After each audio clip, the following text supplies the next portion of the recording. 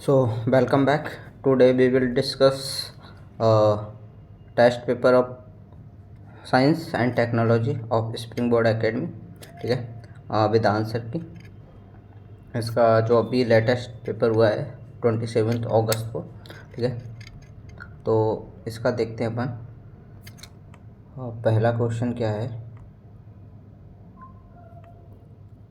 इसका first question है कि गगनयान मिशन के बारे में पूछ रहा है। ठीक है, गगनयान मिशन के बारे में पूछा है इंडियन। तो गगनयान मिशन क्या है, अभी जैसे चंद्रयान 3 को लॉन्च कर दिया गया है ना इसरो के द्वारा, तो गगनयान मिशन भी इसरो का मिशन है, ओनली ऑन इसरो का मिशन है। कोई भी बाहरी संस्था, कोई भी बाहरी स्पेस एजेंसी इसमें अपना सहायता नहीं कर रही है। तो अपन देखते हैं। और इसमें क्या है कि गगनयान मिशन ह्यूमनॉइड से रिलेटेड है। ठीक है, इसमें 5 से 7 दिन के लिए ह्यूमंस को अंतरिक्ष में भेजा जाएगा, अंतरिक्ष की लो अर्थ ऑर्बिट में। ठीक है, LEO में भेजा है, लो अर्थ ऑर्बिट में भेजा जाएगा, जहाँ पे कि वो रिसर्च करके आएंगे कि सर्वाइव कर सकते हैं कैसे, क्या चीज़ें होंगी। और इसमें एक ह्यूमनॉइड मतलब एक रोबोट को भी भेजा जाएगा। ठीक है, उनको रोबोट जो भेजेंगे उनको व्योम मित्र बोला जा रहा है अपने इंडिया में। व्योम का मतलब होता है आकाश नभ। व्योम अपने आप में सिनोनिम है, और तो व्योम नॉट बोला जा रहा है। तो इसमें देख लेते हैं क्या क्या ऑप्शंस हैं इसके। ठीक है, तो पहला है कि Indian human space flight programme के तहत इंडियन क्रू को भेजा जाएगा इसमें। ठीक है, तो ये सही है। और यह इसरो व नासा का, नासा नहीं है इसमें, ओनली ऑन इसरो है, तो ये ऑप्शन गलत हो जाएगा, सेकंड ऑप्शन गलत हो जाएगा। यह भारत का पहला मानव अंतरिक्ष उड़ान मिशन 2024 में प्रक्षेपित किया गया था, तो ये सही है 2024 में। तो आंसर 1 और 3 इज राइट। ठीक है, देख लेते हैं कि इसके क्या एक्सप्लेन किया गया है इसमें कि इंडियन ह्यूमन फ्लाइट प्रोग्राम है। ठीक है, ये इसरो का है, ओनली ऑन इसरो का है। इसमें 3 व्यक्ति जाएंगे 5 से 7 दिन के लिए निम्न LEO में, निम्न भूकक्षा में जाएंगे। यह मानव रहित पहला अंतरिक्ष उड़ान है। ठीक है, तो नेक्स्ट क्वेश्चन है कि निम्नलिखित कथनों पर विचार कीजिए। और निसार नासा व इसरो का संयुक्त परियोजना है। अब इसको देखने के लिए निसार देख लें, निसार। ठीक है, तो N4 नासा हो गया, I4 इसरो हो गया। ठीक है, N4 नासा, I4 इसरो हो गया, और सार। ठीक है, तो इसके थ्रू अपन देख सकते हैं नासा और इसरो का है, तो नासा व इसरो का ये संयुक्त परियोजना है। उसके बाद में इसको ये निम्न भूकक्षा में प्रक्षेपित किया जाएगा, इसको भी निम्न LEO में ही प्रक्षेपित किया जाएगा। और इसको GSLV MK Mark 3 LBM Mark 3 के द्वारा भेजा जाएगा। ठीक है, तो ये भी GSLV ये लॉन्चिंग व्हीकल है, ये होता है जियो सिंक्रोनाइज और लॉन्चिंग सैटेलाइट व्हीकल। ठीक है, तो जियो सिंक्रोनाइज में भेजने के लिए किया जाता है। आजकल मेनली GSLV से ही सारी चीज़ें की जा रही हैं। ठीक है, अब इसमें क्या है कि इसमें इसरो और नासा S बैंड और L बैंड की, मतलब दोनों अपने अपने S बैंड और L बैंड प्रक्षेपित कर रही हैं। दोनों का संयुक्त परियोजना है, जिसमें S बैंड और L बैंड ये एक ऑब्जर्वेटरी है। ये जो भी रेडिएशन क्या क्या आती है उनके बारे में ऑब्जर्व करने के लिए काम आएंगी। ठीक है, तो इसका आंसर क्या होगा कि सारे ही ऑप्शन सही हैं इसमें, 1, 2 और 3, तो उपरोक्त सभी इसका राइट आंसर हो जाएगा। उसके बाद में आप देखते हैं ये इसमें क्या क्या है, तो सम्मिलित करना है। तो इनसे रिसोर्स सेट से पता चल सकता है कि रिसोर्स कौन कौन से हैं। रिसोर्स होंगे अपने संसाधन बोलते हैं रिसोर्स को, तो A में 3rd हो जाएगा संसाधनों का पता लगाने के लिए। ओशियन सेट, ओशियन से समझ आ रहा है कि समुद्र से रिलेटेड है, कोई समुद्री संसाधनों का पता लगाने में। और अब आती है बात कार्टो सेट और रिसेट की। ठीक है, अब कार्टो सेट क्या होता है। ठीक है, कार्टो सेट में देख लेते हैं। कार्टो सेट में क्या करना पड़ेगा अपने को कि कार्टो सेट का मतलब होता है कि मानचित्र बनाने के लिए, कार्टोग्राफी जैसे अपन बोलते हैं, तो ये मैपिंग से रिलेटेड है, मानचित्र का अर्थ व इमेजिंग। ठीक है, और उसके बाद में रिसेट है, रिसेट का अर्थ ऑब्जर्वेशन से। तो ये बहुत ही बेसिक एंड बहुत ही इजी क्वेश्चन है। ठीक है, तो ये रिसोर्स सेट, ओशियन सेट ये कहाँ पे किए जाएंगे, resource set and ocean set ये लो अर्थ ऑर्बिट में किए जाते हैं। रिसोर्स एंड ओशियन सेट और कार्टोग्राफी भी, ये सारी चीज़ें कहाँ पे की जाती हैं, ये लो अर्थ ऑर्बिट में की जाती हैं, अर्थ की मैपिंग को, रिसोर्स को लोकेट करने के लिए, ये सारी चीज़ें, ठीक है।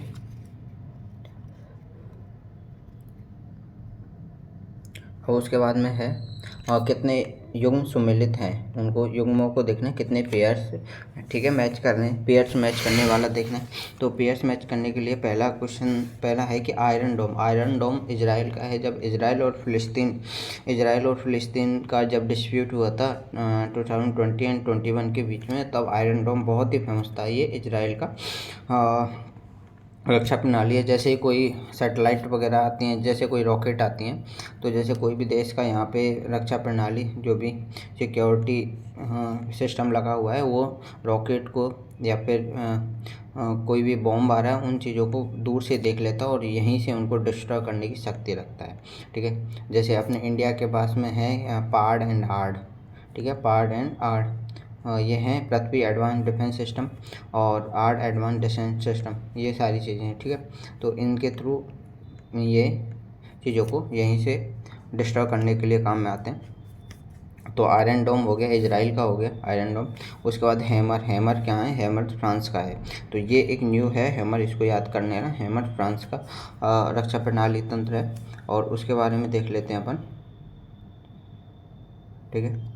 उसके बाद में देखते हैं कि हैमर S500 रसिया का है। तो रसिया का S400 जो कि इंडिया को भी दिया है, और S500 ये दोनों किसके हैं कि ये रसिया के हैं। उसके बाद थार्ड अमेरिका का है, जो कि बहुत फेमस है। ये थार्ड के बारे में मेंस RAS मेंस 2021 में 2 नंबर का क्वेश्चन पूछा गया था, ठीक है। तो थार्ड, तो यहाँ से ये चीज़ें टेक्नोलॉजी में बहुत इंपॉर्टेंट होती हैं, इनसे क्वेश्चन पूछे जा सकते हैं। तो अब इसमें कौन कौन से, इसमें चारों युग्म सम्मिलित हैं, ठीक है, चारों ही सही हैं इसमें। ये इजराइल का हो गया, फ्रांस, रशिया और अमेरिका का। तो अब देखते हैं कि इसका D आंसर हो जाएगा, इसका चारों युग्म सम्मिलित हैं इसमें, ठीक है। तो नेक्स्ट क्वेश्चन है कि भाई निम्नलिखित कथनों पर विचार करना और सत्य कथन बताना, ठीक है, सही कथन बताना है। अब इसरो द्वारा विकसित CE-20 भारत का सबसे शक्तिशाली क्रायोजेनिक इंजन है, ठीक है। अब इसके बारे में बात करते हैं। CE इंजन, क्रायोजेनिक इंजन की शुरुआत अपने यहाँ पे करने वाले वैज्ञानिक थे नवनी नारायणन, जिनके ऊपर मूवी भी बनी है, ठीक है। तो नवनी नारायणन उन्होंने पहले फ्रांस से कांटेक्ट किया। फ्रांस इस क्रायोजेनिक इंजन टेक्नोलॉजी को बहुत ज़्यादा कॉस्टली बेच रहा था। उसके बाद में उन्होंने रसिया से कांटेक्ट किया। तो रसिया से कांटेक्ट करने के बाद में वो डिसमेंटल करके फ्रांस में जाके वो क्रायोजेनिक इंजन टेक्नोलॉजी के बारे में सीख के आए कि क्रायोजेनिक इंजन टेक्नोलॉजी में क्या क्या होता है। उसके बाद में वो रसिया से कांटेक्ट किया, और रसिया से कांटेक्ट करने के बाद में उन्होंने रसिया से जो भी क्रायोजेनिक इंजन थे उनको क्रायोजेनिक इंजन को डिसमेंटल फॉर्म में लेना चाहते थे, जिससे कि रसिया की पहुंच से बच के इंडिया तक लेके आ जाए। बट उसी टाइम उन पर नवनी नारायण जी पर कोई केस हो गया, देशद्रोह का आरोप लगवा दिया। USA पाकिस्तान मिलके कुछ कॉन्स्पिरेसी थी, तो उस बेस पे क्रायोजेनिक आया। उसके बाद में हमारे इंडिया में 2014 के अराउंड क्रायोजेनिक इंजन मतलब बन के तैयार हो गया था। तो इसका फर्स्ट वर्जन है CE, ठीक है, 7 के समथिंग है, CE7.5 और CE20। अब यहाँ पे 2 बन गए हैं, CE7.5 बन चुका है, CE20 बन चुका है। उसके बाद में अभी लेटेस्ट और बन रहा है CE25, जिसको कि CE25 को अपन ने चंद्रयान 3 में लगा के भेजा है, ठीक है।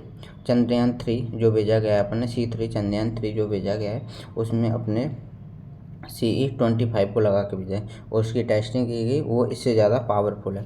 तो ये अभी लेटेस्ट, अभी तक की कोई भी बुक्स वगैरह में CE20 था, लेकिन चंद्रयान 3 में CE25 की सफल टेस्टिंग करके उसको भेज दिया गया है, क्रायोजेनिक इंजन को लगा के भेजा था। तो CE25 यहाँ पे सबसे शक्तिशाली होगा, ठीक है। अदर बुक के हिसाब से देखें तो CE20 सही है, लेकिन अभी लेटेस्ट रिपोर्ट के हिसाब से CE25 होगा। भारतीय निजी अंतरिक्ष वाहन company sky root aerospace 3D, तो एक कंपनी स्काई रूट ये प्राइवेट कंपनी है, ठीक है। अभी जैसे कि इंडिया ने क्या किया है कि इंडिया ने स्पेस के क्षेत्र में डिफेंस के क्षेत्र में जो प्राइवेट कंपनीज हैं उनको भी बनाने के लिए मेक इन इंडिया के तहत इनको 100% ऑटोनोमी दे दी कि आप इनमें बना सकते हैं, ठीक है। और ये किसका वो कर रहे हैं कि अपने एसडीजी इंडेक्स पीपीपी मॉडल पे जो चल रहे हैं, एसडीजी इंडेक्स पीपीपी मॉडल पे पार्टनरशिप वाले पे उनके तहत भी चीज़ें चालू कर दी है। तो इसमें है कि स्काई रूट एयरोस्पेस 3D मुद्रित क्रायोजेनिक इंजन धवन सेकंड का परीक्षण किया गया है, ठीक है। धवन सेकंड का परीक्षण किया है इन्होंने, स्काई रूट एयरोस्पेस कंपनी है। 3D एक क्रायोजेनिक इंजन बनाया है जिसका नाम धवन सेकंड है। और किसने बनाया? स्काई रूट एयरोस्पेस एजेंसी ने, ठीक है। तो इसमें सही कथन पूछा है, तो according to latest data option B is right, ठीक है। बी राइट होगा, ठीक है। अब उसका देख लें, बी इज राइट। C-25 का चंद्रयान 3 में लॉन्च कर दिया गया है, ठीक है। तो ये सबसे ज़्यादा पावरफुल हो गया है। ग्लोबल पोजिशनिंग सिस्टम के बारे में बताइए। ग्लोबल पोजिशनिंग सिस्टम जीपीएस के बारे में बात कर रहे हैं। जीपीएस जो कि हमारे फ़ोन में लगा हुआ है, और ये किसकी कंपनी है? ये है अपने यूएसए की आर्मी बेस्ड कंपनी, ठीक है, जिसको हैंडल यूएसए आर्मी करती है, ठीक है। तो इसे रूस की नवस्टार, तो इसको रूस की नहीं कहा जाएगा, इसको यूएसए की कहा जाएगा। यूएसए की नवस्टार परियोजना कहा जाता है। जुलाई 2023 तक इसमें, तो ये ऑप्शन गलत हो जाएगा, पहला ऑप्शन।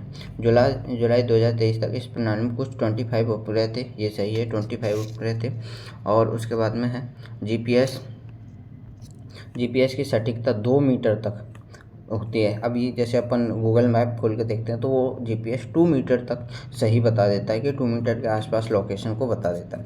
तो अब इसमें उपरोक्त में से सही कथन कौन से होंगे? सही कथन का देखना है अपने को। आंसर फर्स्ट रॉन्ग हो गया, तो आंसर 2 and 3 आर राइट, ठीक है। Answer 2 and 3 are right. तो जीपीएस देखते हैं अपन। GPS America USA based company है, ठीक है। तो यहाँ से यही पता चलता है। सैटेलाइट लॉन्चिंग स्टेशन आमतौर पर भूमध्य रेखा के करीब स्थापित किए जाते हैं, क्योंकि अब जैसे कि हम देख लेते हैं, ये स्टेटमेंट्स बहुत ही प्यारा स्टेटमेंट। जैसे कि हम ज्योग्राफी पढ़ते हैं, तो स्टार्टिंग में ज्योग्राफी में जब हम फिजिकल ज्योग्राफी की तरफ कॉन्सेप्चुअल चीज़ों को देखते हैं, तो कोई भी रॉकेट लॉन्चिंग व्हीकल होता है, सैटेलाइट लॉन्चिंग व्हीकल होता है, वो कहाँ पे? वो एक तो ईस्टर्न कोस्ट पे स्थापित किए जाते हैं, ठीक है। जैसे कि हमारे यहाँ पे ईस्टर्न कोस्ट पे सतीश धवन सैटेलाइट सेंटर यहाँ पे पुलिकट लेक के पास में है, जो कि आंध्र प्रदेश में। यहाँ पे श्रीकोटा श्री धवन स्पेस स्टेशन है, रॉकेट लॉन्चिंग व्हीकल, जहाँ से चंद्रयान 3 को अभी से लॉन्च किया गया था। एक यहाँ पे रॉकेट टेस्टिंग सेंटर है, APJ Abdul Kalam rocket launching Orissa में, ठीक है, यहाँ पे है। चांदीमार तट के पास में है, चांदीमार बीच के पास में। तो ये सारी चीज़ें हैं, तो ये यहीं पे क्यों लोकेट किए जाते हैं, ठीक है।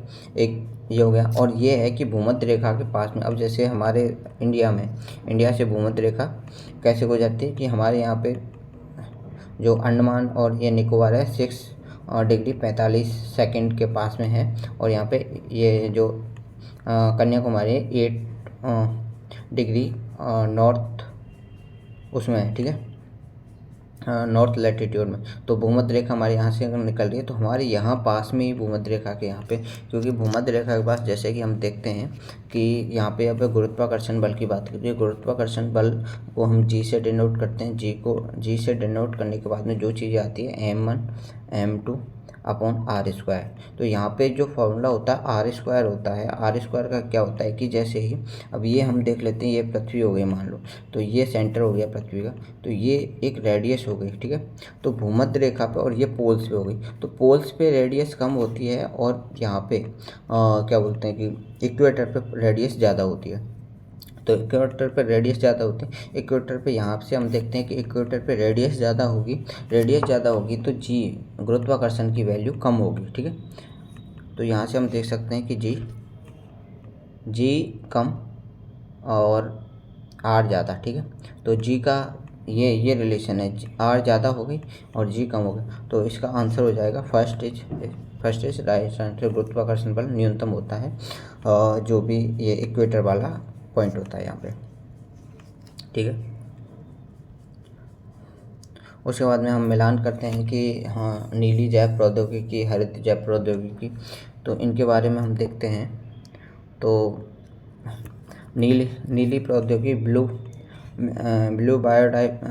जैव प्रौद्योगिकी के बारे में देखते हैं अपन। बायो टेक्नोलॉजी के बारे में देखते हैं। ब्लू टेक्नोलॉजी किसे ब्लू इकोनॉमी, ब्लू टेक्नोलॉजी ये किसे मत्स्य से, ये यहाँ पे फिशरी से रिलेटेड है, समुद्री और मत्स्य पालन से। तो ए में 4 हो जाएगा, ठीक है। उसके बाद हरित जैव प्रौद्योगिकी, हरी किससे होगी, हरित कृषि से रिलेटेड होगी, तो इसमें 3 हो जाएगा।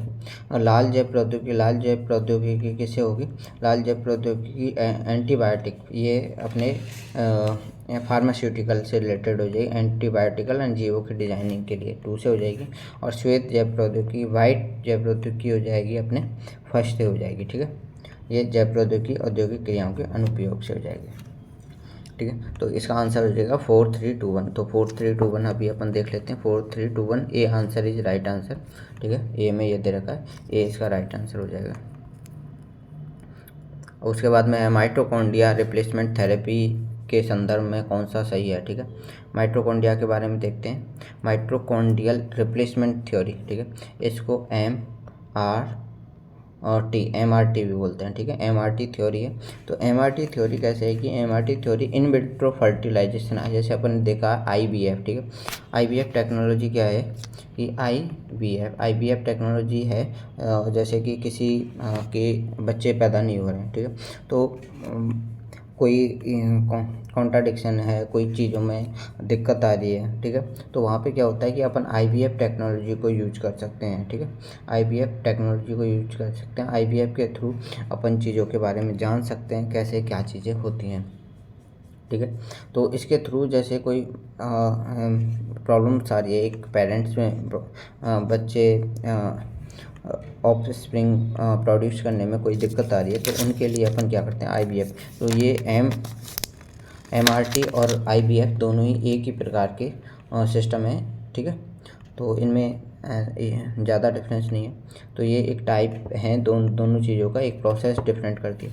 तो MRTP में क्या करते हैं कि अपन यहाँ पे अब इन चीज़ों में कोई भी चीज़ होती है तो यहाँ पे DNA कोई भी चीज़ों में अपने को आनुवांशिक चीज़ें, जेनेटिक चीज़ें पहुँचानी, तो जेनेटिक चीज़ों को पहुँचाने के लिए DNA एक पावरफुल टूल है, ठीक है।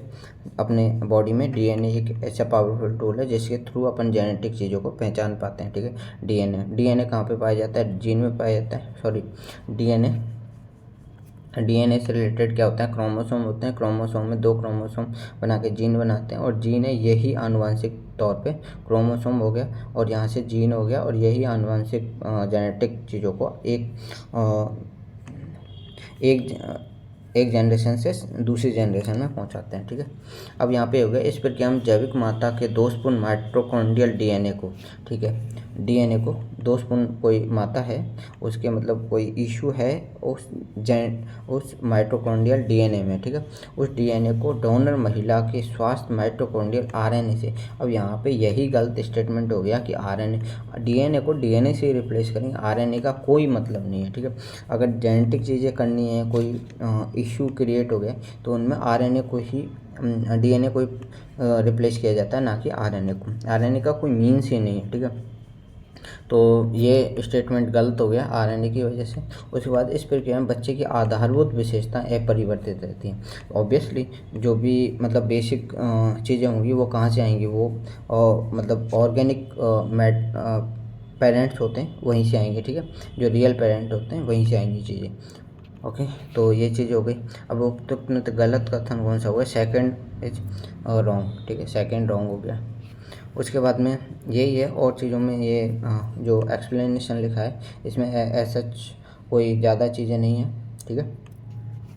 उसके बारे में हम देखते हैं सैरोगेसी के बारे में देखते हैं। सैरोगेसी अधिनियम 2021 के संदर्भ में निम्नलिखित कथनों पर विचार कीजिए। यह नैतिक और परोपकारी सैरोगेसी की अनुमति देती है। ऑब्वियसली ये एथिकल सैरोगेसी की मदद वो देता है कि भाई एथिकल तरीके से अपने को कोई चीज़ करानी है। जैसे इसके ऊपर एक सैरोगेसी के ऊपर एक मूवी बनी है मिमी, ठीक है, मिमी, उसको देख सकते हैं। उससे आपको ये जो अधिनियम एक्ट के थ्रू जो भी चीज़ें आती हैं उनके बारे में पता चल सकता है और एक इंटरटेनमेंट के लिए बहुत अच्छी मूवी है, ठीक है, मिमी मूवी, जो कि कृति सेनन की मूवी है, ठीक है। उसके बाद में है कि इसमें लिंक चेन की अनुमति नहीं होती। ऑब्वियसली ये अपने जो सेक्स का उसको चयन करने के बारे में कोई भी एक्ट है वो अनुमति नहीं देता कि ये तो एक दिक्कत वाली बात है। तो इसलिए लिंग चयन की अनुमति कोई भी एक्ट नहीं देगा, तो इसमें भी नहीं है। इसमें सैरोगेट महिला की आयु 28 से 45 वर्ष निर्धारित थी। अब यहाँ पे ये चीज़ है, ये एक गलत चीज़ हो जाती है कि 28 से 45।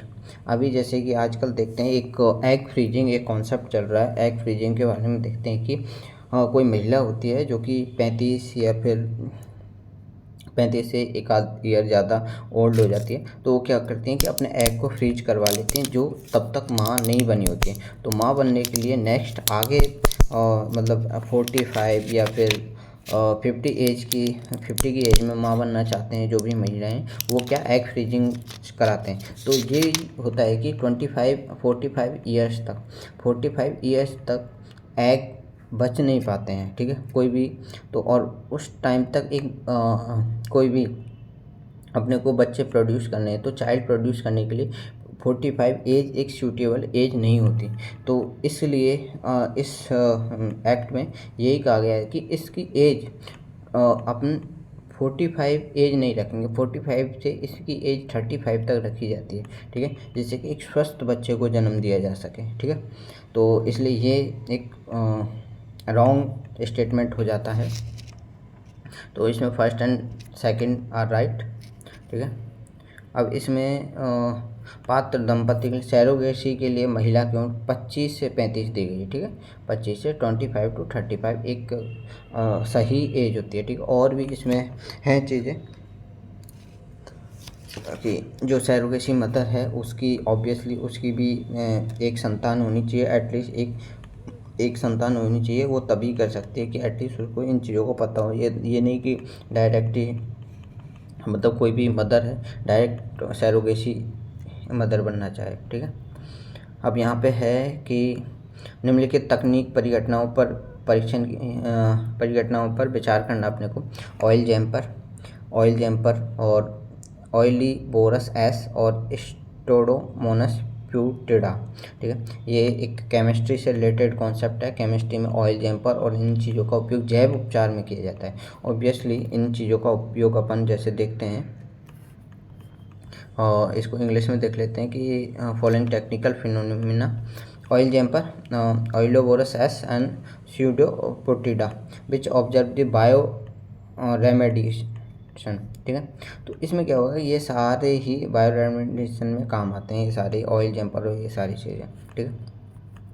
तो ऐसा जिसका कोई एक्सप्लेनेशन नहीं है, ये एग्जाम्पल है। तो जैव उपचार में मतलब बायो रेमेडी में कौन कौन से हैं, बायो रेमेडी में ये तीनों ही काम आते हैं, ऑयल जैम्पर, ऑयलीबोरस और स्टोडोप्यूटिडा, ठीक है।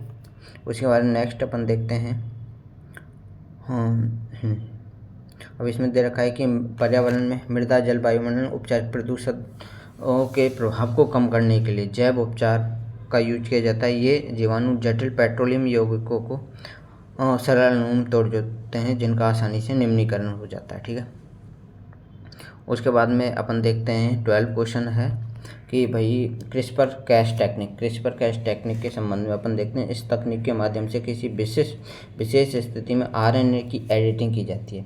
अब यहाँ पे ये चीज़ है कि आरएनए की एडिटिंग की जाती है, ये फिर से वही चीज़ आ गया। अपन कोई भी बायोटेक्नोलॉजी में कोई भी चीज़ देखते हैं, वहाँ पे आरएनए की एडिटिंग नहीं की जाएगी, वहाँ पे ओनली डीएनए की एडिटिंग की जाएगी, डीएनए से रिलेटेड चीज़ें होंगी। इसलिए इसको पूछना ही मतलब ये है कि एकदम से बेवकूफ़ी वाली बात है कि आरएनए कहीं पे आ जाए तो उसको अपन रॉन्ग कर दें। जीनोम एडिटिंग के लिए क्रिस्पर टेक्निक ठीक है, जीनोम की एडिटिंग ही करनी है अपने को, तो ये क्रिस्पर-कैस टेक्निक है। इसका उपयोग जेनेटिक विकार, बीमारियों को विस्तार एवं रोकने के लिए, फसल सुधार के लिए, ऑब्वियसली इन चीज़ों के लिए। तो इसमें फर्स्ट ऑप्शन गलत हो जाएगा, 2 और 3 राइट हो जाएंगे। अब इसमें देख लेते हैं किस चीज़ का करना है अपने को, सही कथनों का चयन करना है, ठीक है। सही कथनों का चयन करना है तो इसका आंसर 2 और 3 हो जाएगा, ठीक है। 2 और 3 आर राइट आंसर। उसके बाद में देखते हैं कि निम्नलिखित विकारों पर विचार कीजिए। Alzheimer, Parkinson's, sickle cell anaemia, ठीक है। अल्जाइमर माइंड से रिलेटेड चीज़ें हैं, माइंड से रिलेटेड जो भी चीज़ें होती हैं, जो भी डिजीज़ है, ये अल्जाइमर माइंड से रिलेटेड है। पार्किंसन और सिकल सेल एनीमिया अपने आप में एनीमिया, ओनली एनीमिया ब्लड में हीमोग्लोबिन की कमी के कारण होता है। तो सिकल सेल एनीमिया हो गया, जिसके लिए इंडियन गवर्नमेंट ने इसको पूरा टोटली इराडिक्शन के लिए 2047 का लक्ष्य रखा है, ठीक है, सिकल सेल एनीमिया के लिए। अब इन चीज़ों के लिए क्या है कि इन चीज़ों विकारों के लिए, इन डिजीज़ के लिए इलाज कौन सी जीन थेरेपी संभव है, ठीक है, किस किस के लिए जीन थेरेपी। तो इन सभी का, इसका आंसर डी है, इन सभी के लिए अपन जीन थेरेपी यूज कर सकते हैं, और अल्जाइमर, पार्किंसन और सिकल सेल एनीमिया के लिए, ठीक है।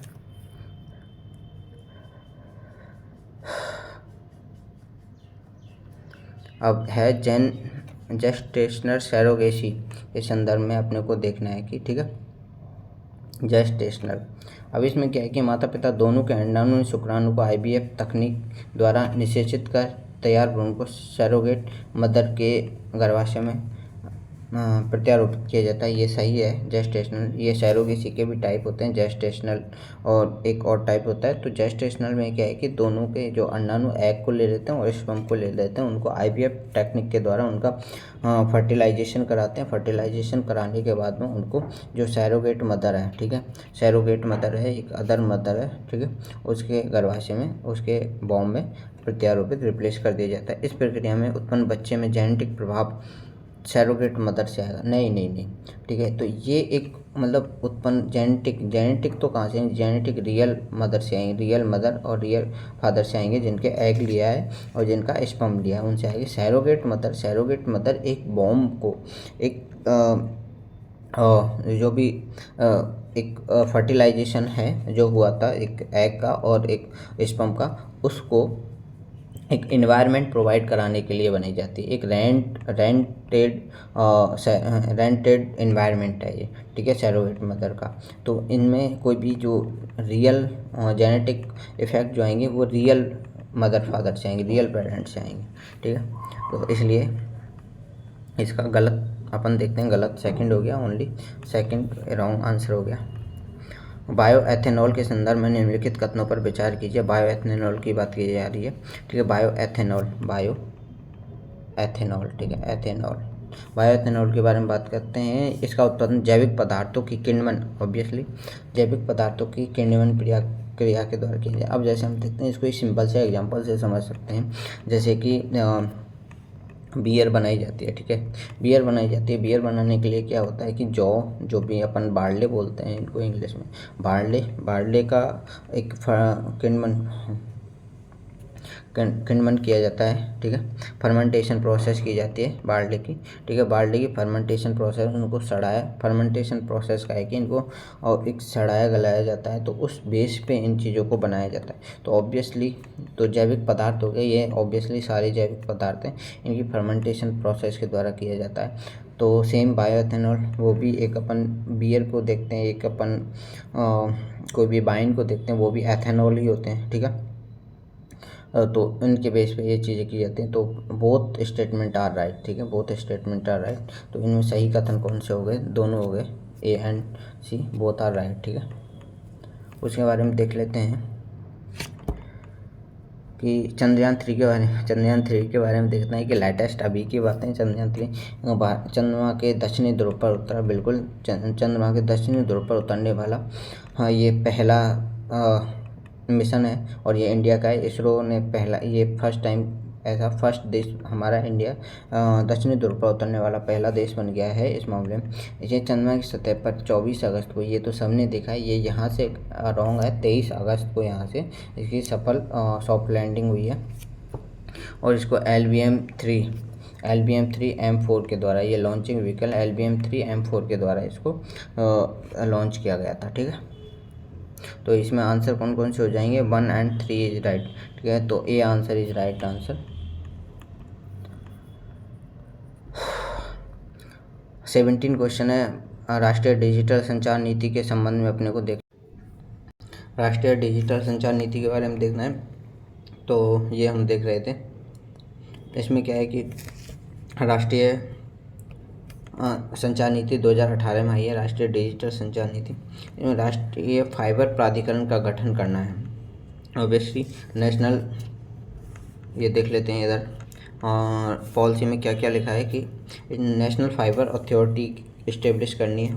तो ये डिजिटल कम्युनिकेशन से, तो अच्छा कम्युनिकेशन फाइबर के थ्रू ही होता है। ठीक है, तो नेशनल फाइबर अथॉरिटी इन्होंने इस्टेब्लिश कर दी है। कॉमन सेंस वाली बात है, इसमें कोई मतलब कॉन्सेप्ट वाली बात नहीं है। To increase the contribution of digital communication, digital communication का GDP में 8% तक अपने को कंट्रीब्यूशन का इंक्रीज करना है। तो ये अपने आप में बहुत अच्छा टारगेट है, तो इंडिया ने 8% का टारगेट लिया।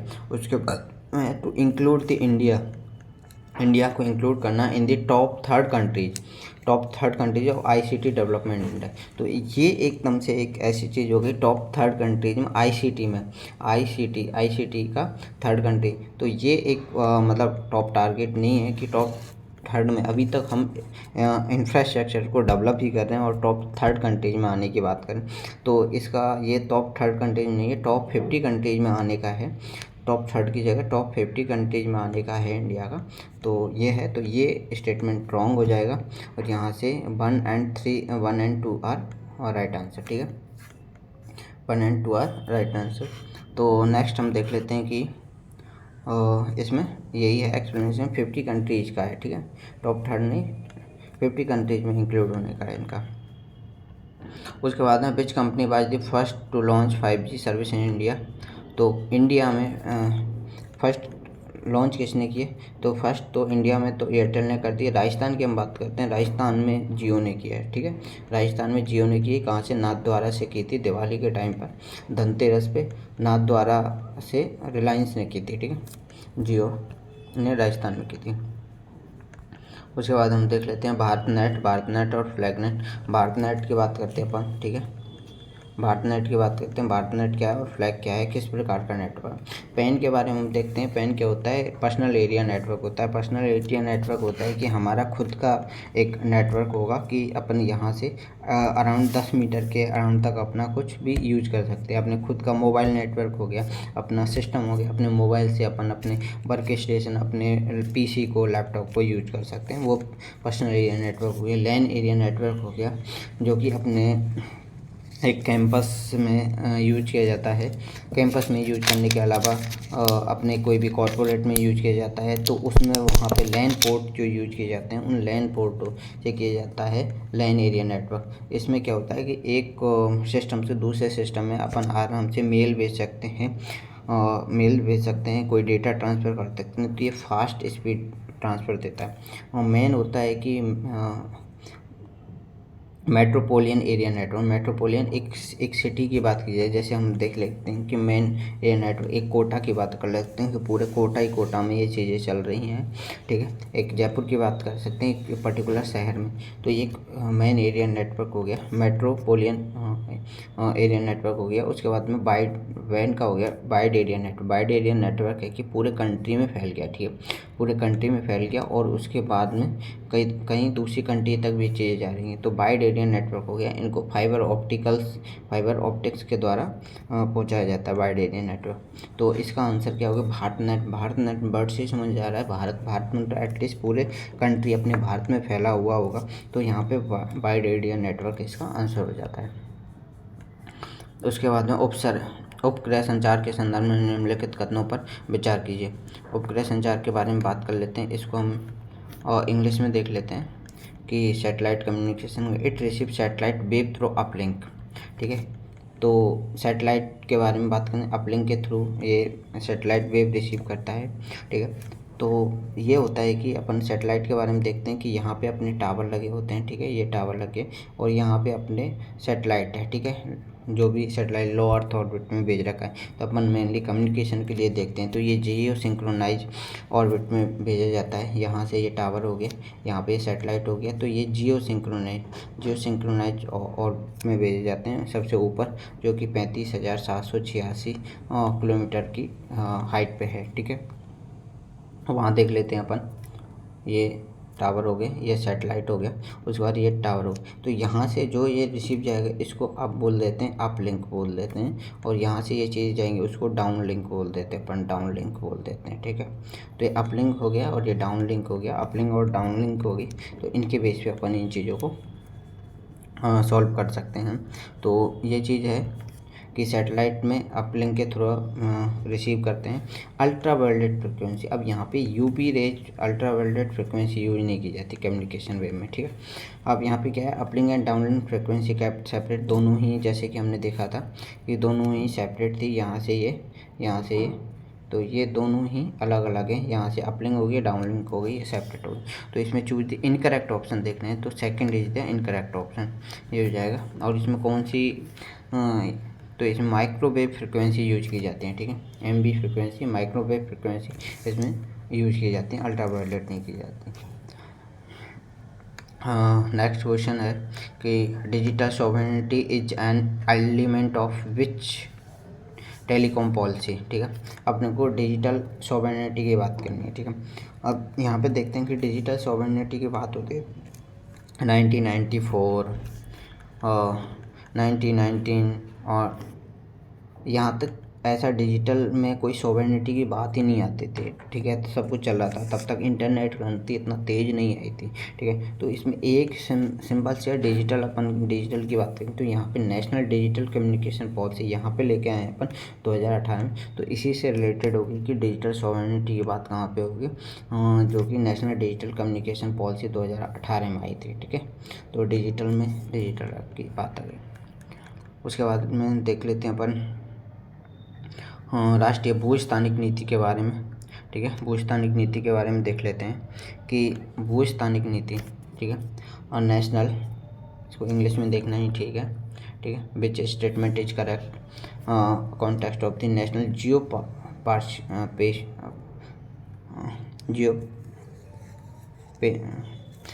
स्पेशियल पॉलिसी के बारे में देख लेते हैं अपन। It was prepared by the ministry of earth science in 2022, ठीक है।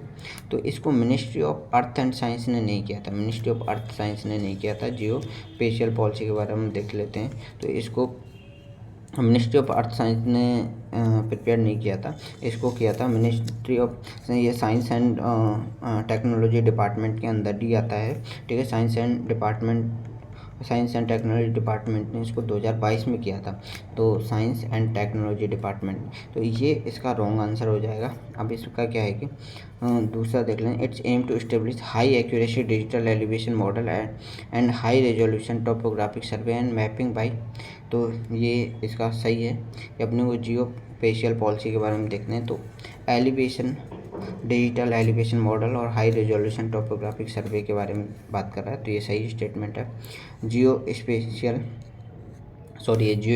है, ठीक है, हाँ ठीक है। Geospatial data promotion and development committee is apex body, तो ये सही स्टेटमेंट है। तो इसमें फर्स्ट स्टेटमेंट रॉन्ग है, ठीक है। उसके बारे में देख लेते हैं, तो इसका बी आंसर हो जाएगा, सेकंड एंड थर्ड हो जाएगा। तो नेशनल जियो स्पेशियल पॉलिसी 2022 में प्रिपेयर की थी ministry of science and technology के द्वारा, हाँ। When did the digital personal data protection act come, तो ये digital personal data protection act अभी आया है 2023 में, लेटेस्ट है ये, ठीक है। ये शायद अप्रैल मंथ में आया था, digital personal data protection act, ठीक है। तो खुद के पर्सनल डेटा है उसको प्रोटेक्ट करने का एक्ट है, ठीक है। तो ये प्राइवेसी से रिलेटेड है, तो ये पूछे जाने की इम्पोर्टेंट है, इसको अपन देख सकते हैं, ठीक है।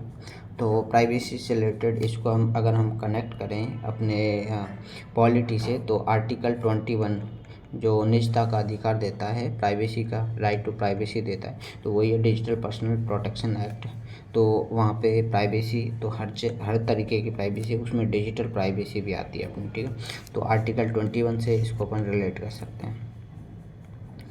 हाँ, अब देख लेते हैं अपन with reference of CRT in consider the following statement, ठीक है। तो एक टेक्नोलॉजी है, साइबर सिक्योरिटी से रिलेटेड टेक्नोलॉजी है, CERTIN, ठीक है। इनका मतलब इंडिया है इसमें। अब इसको देख लेते हैं। It stand for computer emergency response team. CRET का मीन्स होता है कंप्यूटर इमरजेंसी रेस्पॉन्स टीम, और इनका होता है इंडिया, ठीक है। तो ये राइट स्टेटमेंट है। इट्स हेडक्वार्टर इज इन मुंबई, तो ये एक रॉन्ग है कि इट्स हेडक्वार्टर इन दिल्ली, ठीक है। तो ये इसका हेडक्वार्टर कहाँ पे है? दिल्ली में इसका हेडक्वार्टर है। It's act as a nodal agency, it acts as a nodal agency in computer and security related incident. Obviously nodal agency होगी कंप्यूटर सिक्योरिटी से रिलेटेड। तो इनकरेक्ट स्टेटमेंट पूछा है। इनकरेक्ट स्टेटमेंट इसमें सेकंड इज इनकरेक्ट स्टेटमेंट, ठीक है। Why second is incorrect statement? Because it's headquarter is in Delhi, ठीक है, मुंबई में नहीं है। हाँ, which of the following is Yotta D1, ठीक है। I don't know about yotta 1, but according to this answer की this is a largest data hyper scale centre in country. Largest data hyper scale center है ये, ठीक है, Yotta 1। इसको ऐसे remember कर सकते हैं कि it's a largest data hyper scale centre in the country, ठीक है।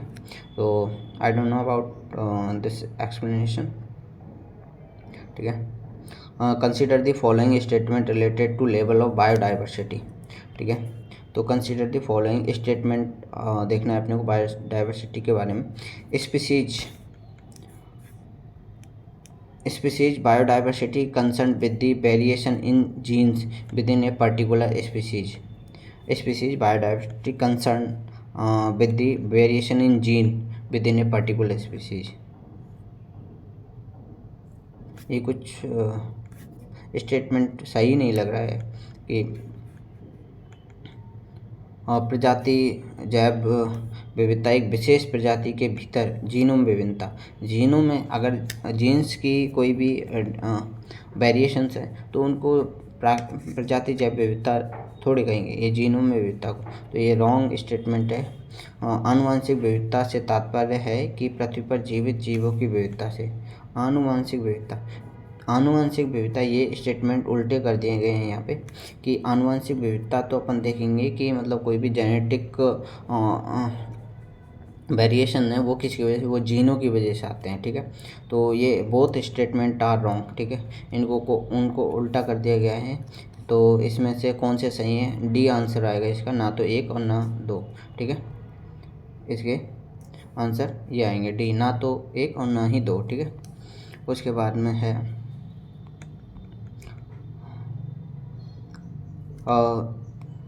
क्वेश्चन 27 है कि उच्च अक्षांशों की तुलना में निचले अक्षांशों में जैव विविधता सामान्यतः अधिक होती है, ठीक है। हाई, इसको इंग्लिश में देखना, ठीक है, कि biodiversity is normally greater in the lower latitude as compare to higher latitude. तो लोअर लैटिट्यूड की तुलना में हायर एटीट्यूड पे कम पाई जाती है, ठीक है। Along the mountain gradients, biodiversity is normal lower in the lower latitude as compared to higher latitude। तो इसका आंसर देख ही लेते हैं क्या है इसका आंसर। तो which statement is incorrect statement is only 2, ठीक है। इट्स मीन कि बायोडाइवर्सिटी नॉर्मली ग्रेटर ज़्यादा पाई जाती है in the lower latitude as compare to higher latitude, ठीक है। इसका रीज़न यही हो सकता है कि लोअर लैटिट्यूड में अपन देखते हैं कि हायर लैटिट्यूड में हम देख लेते हैं कि हायर लैटिट्यूड में लाइक कि हम वर्ल्ड की बात कर लेते हैं। यहाँ पे एक ग्रीनलैंड आइलैंड पाया जाता है। ग्रीनलैंड आइलैंड पाया जाता है नॉर्थ अमेरिका के ईस्टर्न साइड में पाया जाता है, ठीक है। तो वहाँ पे क्या है कि वहाँ पे ऑल टाइम आइस पाई जाती है, ठीक है। तो इसीलिए उसको आइसलैंड बोलते हैं। क्यों बोलते हैं आइसलैंड और ग्रीनलैंड? क्योंकि वहाँ पे चीज़ें उसी तरीके से हैं कि वो पोल्स के ज़्यादा पास में, हाई लैटिट्यूड पे तो वहाँ पे ज़्यादा बायोडाइवर्सिटी नहीं पाई जाती। अलॉन्ग सेकंड स्टेटमेंट है, along mountain gradient biodiversity is normally lower. Biodiversity normally lower होती है in the lower latitude as compare to. तो ये एक माउंटेन्स में भी वही है कि लोअर लैटिट्यूड पे तो हाई पाई जाएगी ना, हाई लैटिट्यूड पे ज़्यादा पाई, नॉर्मली लोअर इन, तो ये स्टेटमेंट रॉन्ग हो गया। Which one of the following option is best description of the ecosystem. Ecosystem की बात कर रहे हैं कि ठीक है, इकोसिस्टम अपन देख लेते हैं। इकोसिस्टम छोटी से एक बूंद से लेकर एक ड्रॉप ऑफ वाटर, इकोसिस्टम एक drop of water to a ocean, ठीक है, समुद्र एक पूरा सी, अपन देखते हैं सारा ये इकोसिस्टम में आता है। ठीक है, drop of a water to sea, all things cover in a ecosystem. ठीक है, ये सबसे छोटा इकोसिस्टम हो गया, ये सबसे बड़ा इकोसिस्टम हो गया, बस ये देखना। तो इनमें कौन सा डेफिनेशन है वो फिट बैठता है। A community of organism interacting with the one another, एक कम्युनिटी एक दूसरे से इंटरेक्ट करती है, तो ये क्या हो गया, हाँ ठीक है, ये भी एक छोटा इकोसिस्टम है, but this definition is not fulfil the concept of ecosystem. That part of earth which is inhabited by the living organism, ठीक है, this part of earth which is inhabiting by living, only living organism habitat कर सकते, तो it's not कि something left somewhere in this definition। a community of organisms living together in an environment, ठीक है, तो that's the definition, community of organisms living together with environment, तो both things environment and community, ठीक है, both things are live together, that is known as ecosystem। तो ये चीज़ें हो गई। The flora and fauna of geographical area, flora and fauna are the part of this environment and ecosystem। Flora and fauna, जो पौधे पाए जाते हैं और जो जंगली जानवर पाए जाते हैं उनको फ्लोरा एंड फोना बोला जाता है। ठीक है, तो सी इज द राइट आंसर। ठीक है, आई थिंक ये हिंदी में जो लिखा है उससे बेटर ये इंग्लिश में समझ में आई होगी, नहीं तो हिंदी में मतलब ये शब्द साइंस के बहुत टफ होते हैं। अब उसके बाद में UN रेड प्लस का क्या योगदान, किन किन, UN रेड प्लस ये जैव विविधता संरक्षण में, बायोडाइवर्सिटी के संरक्षण में इम्पॉर्टेंट है। और इसके बाद में वन पारिस्थितिकी तंत्र में, ठीक है, वन के जो इकोसिस्टम है उसमें भी इम्पॉर्टेंट है, और ये गरीबी को कम करने में, तो इसके सारे ही राइट आंसर्स हैं। गरीबी को कम करने में भी UN रेड प्लस अपना योगदान देता है। ठीक है, तो इसमें समझाने जैसा कुछ नहीं है, ये स्टेटमेंट है। UN रेड प्लस दोनों चीज़ों को, एक गरीबी कम करने के लिए थोड़ा सा नहीं समझा, बट एक गरीबी को, पॉवर्टी रिडक्शन में भी काम करता है UN रेड प्लस। अब यहाँ से ये इम्पोर्टेंट है, ऐसे क्वेश्चंस पूछे जा सकते।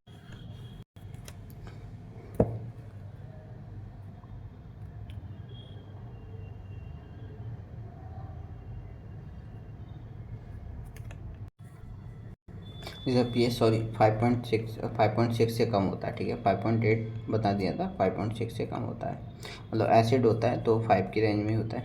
ओजोन परत से संबंधित सम्मेलनों के बारे में अपने को सम्मिलित करना है, तो ओजोन परत से रिलेटेड अपन देखते हैं, तो कोपेनहेगन, मॉन्ट्रियल और ये सारे कब हुए थे, तो ओजोन O3 से रिलेटेड ये सारे कॉन्फ्रेंस हैं। तो ऐसे क्वेश्चन कई बार ईयर ही पूछे जा सकते हैं, इनमें क्या क्या रिकमेंडेशन है ये सब नहीं। तो सबसे लेटेस्ट जो हुआ था मैं वो जानता हूँ, तो किगाली समझौते के बारे में अपन जानते हैं कि वो मॉन्ट्रियल प्रोटोकॉल जो हुआ था उसका अपडेटेड वर्जन है। ठीक है, उसमें जो भी अमेंडमेंट किए गए थे वो किगाली समझौते हैं, और वो लेटेस्ट हुआ था 2016 में। तो अब अपन ऑप्शन बेस्ड से देखते हैं इसको। ठीक है, तो बी में फोर, तो बी में 4 एक ही ऑप्शन में है, तो उससे ये सारे हो जाएगा। तो एक बी में 4 हो गया, ए में 2 हो जाएगा, 1985 हो जाएगा। और उसके बाद सी में 1 कोपेनहेगन, सी में 1 1992 कोपेनहेगन ये हो गया, और मॉन्ट्रियल प्रोटोकॉल ये हो गया 1987। तो answer A is right answer हो जाएगा इस ऑप्शन का। ठीक है, उसके बाद में है 36 है। अब ये सीधा सीधा है कि पारिस्थितिकी तंत्र में एक पोषण स्तर से दूसरे पोषण स्तर में 10% ऊर्जा का प्रभाव होता है। 10% ऊर्जा का प्रभाव, यह नियम लिंडमैन साहब ने दिया था। ठीक है, तो ये स्टेटमेंट, ये तो फैक्ट है, तो ये इसमें समझाने वाली बात कोई नहीं है। ठीक है, समझाने वाली बात यह है कि इसमें जैसे एकमात्र सोर्स कौन है, सन है, जो कि एनर्जी का सोर्स है, उससे सबसे पहले प्रोड्यूसर में जाता है, जो कि प्रोड्यूसर कौन होते हैं, अपन पेड़ पौधों को देख लेते हैं, जो कि एक सूर्य से डायरेक्ट भोजन प्राप्त करते हैं। ठीक है, अब यहाँ पे एक चीज़ होती है कि जो भी अपने क्या बोलते हैं, हमारे इक्वेटर रीजन होता है, वहाँ पे 4 to 5% एनर्जी का यूज करते हैं, और जो भी आगे ऊपर पोल्स, जो भी हाईली लैटिट्यूड होते हैं, उन पे 2% ऊर्जा का यूज कर पाते हैं, जो कि पेड़ पौधे हैं, जो भी सन से जो भी आती है। ठीक है, उसके बाद जो भी प्रोड्यूसर हो गया, प्रोड्यूसर से कस्टमर में जाएगा। ठीक है, कंज्यूमर में, सेकंड कंज्यूमर में, तो ये 10% बाद में टॉप कंज्यूमर के पास जाएगा 10%। ये जो एनर्जी का कन्वर्जन है वो लिंडमैन साहब ने दिया था। ठीक है, ये 1942 में लिंडमैन साहब ने दिया था। उसके बाद निम्न में से इकोटोन का उदाहरण है। ठीक है, इकोटोन के बारे में देख लेते हैं। इकोटोन का उदाहरण कौन सा है, निम्न में से इकोटोन का उदाहरण है। अब इकोटोन के बारे में अपन देख लेते हैं। आर्द्रभूमि, इकोटोन कौन कौन से हो सकते हैं। ठीक है, आर्द्रभूमि, मरुस्थल और एस्चुरी। आर्द्रभूमि, मरुस्थल और एस्चुरी। ठीक है, ये सारी चीज़ें कहाँ पे पाई जाती हैं, ये अपने को इकोटोन में पाई जाती है। इकोटोन क्या होता है, ये हो गया अपना इकोटोन होता है कि दो, मतलब दो कोई भी क्षेत्र हैं, जो दो भी इको सिस्टम है, उनके बीच की जगह जो कि दोनों को कवर करता है, उनको इकोटोन बोल देते हैं अपन। ठीक है, अब यहाँ पे एक चीज़ है कि ये जो मरुस्थल होता है, मरुस्थल अपने आप में इकोटोन में नहीं आता। ठीक है, ये आता है ईकॉम में आता है। ईकॉम एक और संस्था, एक और सिस्टम होता है, उसमें पाया जाता है मरुस्थल। तो इसका राइट आंसर हो जाएगा आर्द्रभूमि, एस्चुरी और मैंग्रोव। ठीक है, तो 1, 3 and 4 B answer is right answer.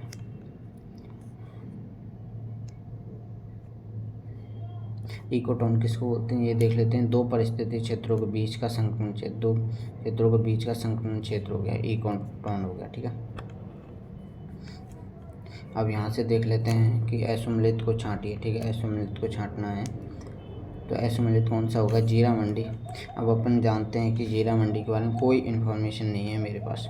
टमाटर मंडी के बारे में, मूंगफली। अब मैं ये जरूर जानता हूँ, बाजरा अनुसंधान केंद्र कहाँ पे, बाजरा अनुसंधान केंद्र, बाजरे का अनुसंधान रिसर्च सेंटर कहाँ, बाजरा रिसर्च सेंटर है अपने, ये कहाँ पे है कि बाड़मेर में। ठीक है, बाजरा अनुसंधान केंद्र कहाँ पे, B2B, तो ये बाड़मेर में है, तो ये इसका राइट आंसर हो जाएगा। तो इसे असुमेलित ये हो जाएगा, बाजरा अनुसंधान केंद्र बाड़मेर में, यहाँ जैसलमेर देगा। अब इसके बेस पे हम देख सकते हैं जीरा मंडी।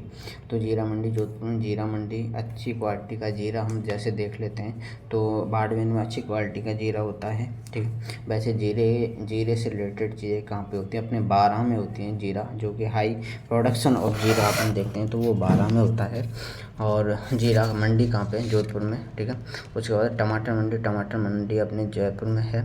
ठीक है, खूब सारा टमाटर आता है। अब मूंगफली, ग्राउंड नट से रिलेटेड बात देख लेते हैं। ग्राउंड नट्स कहाँ पे, ग्राउंड नट्स अपने बीकानेर में खूब पाई जाती हैं। ठीक है, तो बीकानेर में ग्राउंड नट्स होती हैं, तो बीकानेर में ही इसकी मंडी हो जाती है। ठीक है, राजस्वान क्या है। ठीक है, राजस्वान के बारे में देखते हैं, राजस्वान क्या है।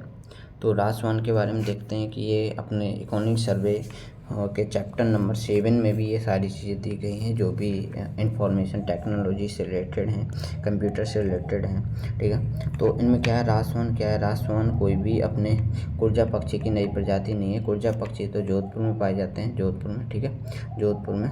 ठीक है, कुर्जा पक्षी। यूक्रेन से राजस्थान नहीं, ये भी नहीं। अब यहाँ पे ये है राजस्वान, ये इंफॉर्मेशन टेक्नोलॉजी से रिलेटेड है कि सरकारी इमारतों में उच्च बैंडविड्थ इंटरनेट प्रदान करने के लिए सरकार का एक कार्यक्रम है। ठीक है, राजस्वान जो कि अपने जो भी गवर्नमेंट इंस्टीट्यूट हैं, उनमें ये राजस्वान के तहत ही इंटरनेट यूज किया जा रहा है। ठीक है, अब उसके बाद में राजस्थान का प्लेटफॉर्म जो नागरिकों को डिजिटल सामग्री सुविधा डिजिटल सामग्री भंडारण स्टोर करने के लिए कौन सी सुविधा? ई संचार। ई संचार देख लेते हैं अपन। ई संचार का मतलब है कि संचार अपने को मतलब आदान प्रदान करना है सूचनाओं को, तो ई संचार नहीं हो सकता। राज नेट चलाने के लिए यूज होगा। ई साइन का मीन्स ही होता है कि राजस्थान मतलब सिग्नेचर, डिजिटल सिग्नेचर, जैसे अपने मूल निवास में जो भी आते हैं आजकल एक इकोनॉमिक बैकवर्ड सर्टिफिकेट जो बनता है उनमें आते हैं, ऐसी सारी चीज़ें ई साइन से रिलेटेड। अब यहाँ पे एक ही चीज़ है, और जैसे कि हम देखते हैं कि मोबाइल में कोई भी चीज़ को स्टोर करने के लिए हम ई वॉल्ट ऐप यूज करते हैं, तो वही है कि राजस्थान का ई वॉल्ट ऐप है वो इससे रिलेटेड है, ठीक है, स्टोर करने से रिलेटेड। अब इसमें क्या है, स्ट्राइड योजना संबंधित किन से है, ठीक है, तो इसमें अपने को सत्य कथन पूछा है इन्होंने। यह योजना संस्कृति मंत्रालय द्वारा क्रियान्वित की जा रही है, ठीक है, तो कोई आइडिया नहीं है इसके बारे में। इस योजना का संबंध वैज्ञानिक पत्रकारिता क्षेत्र से संबंधित है, तो इसका आंसर देख लेते हैं। इसका आंसर है, इस योजना में विज्ञान एवं प्रौद्योगिकी विभाग द्वारा क्रियान्वित की जा रही है। इसको विज्ञान एवं प्रौद्योगिकी विभाग, साइंस एंड टेक्नोलॉजी डिपार्टमेंट के द्वारा इसको चलाया जा रहा है, और इस योजना का संबंध वैज्ञानिक पत्रकारिता के क्षेत्र से नहीं है। पत्रकारिता क्षेत्र कहाँ, पत्रकारिता नहीं आएगा इसमें, ठीक है, वैज्ञानिकता से रिलेटेड है इसमें। राजस्थान में रिमोट सेंसिंग एप्लीकेशन क्षेत्र कहाँ पे है? राजस्थान में रिमोट सेंसिंग क्षेत्र एप्लीकेशन क्षेत्र राजस्थान में विज्ञान प्रौद्योगिकी डिपार्टमेंट के थ्रू चलाया जा रहा है, बिल्कुल। और ये कहाँ पे? जोधपुर में है, एकमात्र अपने यहाँ पे जो कि रिमोट सेंसिंग एप्लीकेशन सेंटर है वो जोधपुर में है, ठीक है। तो इनमें सत्य कथन पूछा, दोनों सत्य हैं, इसका आंसर सी हो जाएगा, ठीक है। उसके बाद में अब ये क्वेश्चन है, ये नैनो टेक्नोलॉजी से रिलेटेड है, ये कहीं पे आगे कोई एग्जाम में ऐसा पूछा जा सकता है। और नैनो पोरस जियोलाइट क्या है? नैनो पोरस जियोलाइट है, ये अपने मृदा की जल धारण क्षमता को बढ़ाने में इम्पोर्टेंट है। और नैनो पोरस जियोलाइट, पोरस से समझ सकते हैं, पोर्स होता है, ठीक है। पोर्स क्या है? धीरे धीरे मतलब कैपिलरी एक्शन जो भी किया जाता है वो पोर्स के थ्रू किया जाता है, और कैपिलरी एक्शन है वो जल धारण क्षमता से रिलेटेड है, तो ए में 4 हो जाएगा, ठीक है।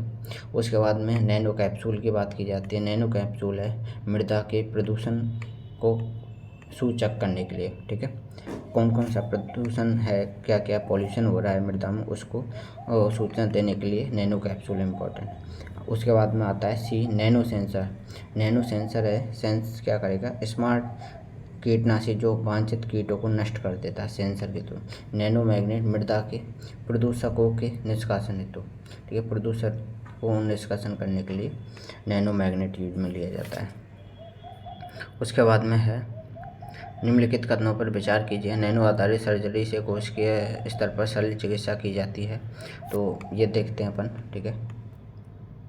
निम्नलिखित कथनों के बारे में देखना है अपने को, ठीक है, कि नैनो आधारित सर्जरी से, नैनो आधारित जो भी नैनो टेक्नोलॉजी से जो भी सर्जरी की जा रही हैं वो कोशिकीय स्तर पर, ठीक है, सेल लेवल तक की जा सकती हैं। ये सही स्टेटमेंट है कि नैनो टेक्नोलॉजी है वो नैनो स्तर पर काम कर सकती है, तो कोशिका स्तर पर काम कर सकती है।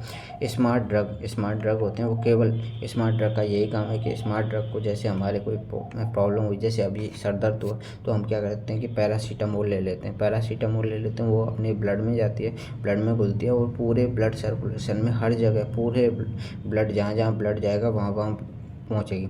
लेकिन अभी स्मार्ट ड्रग क्या करेंगे कि जैसे कहीं पे भी हमारे कट लग गया, हमारे हाथ में लग गया, तो हम जैसे ही स्मार्ट ड्रग को भेजेंगे, स्मार्ट ड्रग क्या करेगा कि वो कट वाले जगह पे जाएगा और वहीं पे जाके उसको सही कर देगा, ठीक है।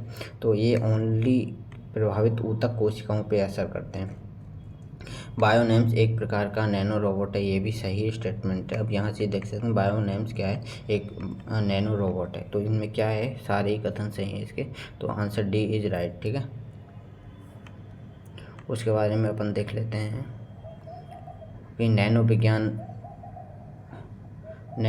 एवं प्रौद्योगिकी संस्थान द्वारा विकसित उस नैनो उत्पाद को पहचानिए जो हीमोफीलिया। अब यहाँ पे है कि हीमोफीलिया रोग व ब्रेन हेमरेज की स्थिति में धक्का जमाने में सहायता कौन करेगा, ठीक है। तो अपन हीमोफीलिया के बारे में देखते हैं। तो क्वांटम डॉट्स होते हैं, क्वांटम डॉट्स तो क्या है, क्वांटम डॉट्स तो इस काम को नहीं करेंगे, हीमोफीलिया और इन चीज़ों से रिलेटेड क्वांटम डॉट्स काम नहीं करेंगे। उसके बाद में हीमोडॉट्स है, ठीक है, ये भी नहीं करेगा। अब इसका नैनो स्टेटस भी नहीं करेगा, हीमो स्टेटस इसका काम करेगा। थक्का जनाम है जो हीमोफीलिया ब्रेन हेमरेज की स्थिति में रक्त का थक्का जनाम है, हीमो स्टेटस काम करेगा।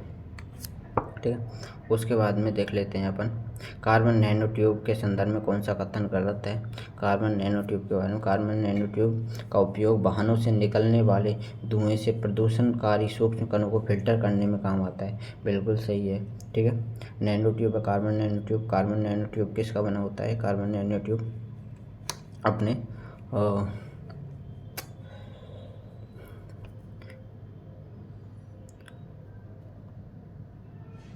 कार्बन नैनो ट्यूब ग्राफीन का बना होता है। ठीक है, तो ग्राफीन का बना होता है, इसकी हाई स्ट्रेंथ होती है, हाई स्ट्रेंथ होती है। ठीक है, तो ये कार्बन सूक्ष्म कणों को फिल्टर करने का कार्बन नैनो ट्यूब का उपयोग जल शुद्धिकरण में किया जाता है। ठीक है, जल शुद्धिकरण में कार्बन नैनो ट्यूब का उपयोग टेनिस रैकेट के निर्माण में किया जाता है। ठीक है, टेनिस रैकेट जो भी आजकल बनाए जा रहे हैं उनमें कार्बन नैनो ट्यूब का, कार्बन नैनो ट्यूब फ्लोरीन से, ये फ्लोरीन से नहीं होती, ये ग्राफीन से निर्मित होते हैं। ठीक है, ग्राफीन से निर्मित होते हैं।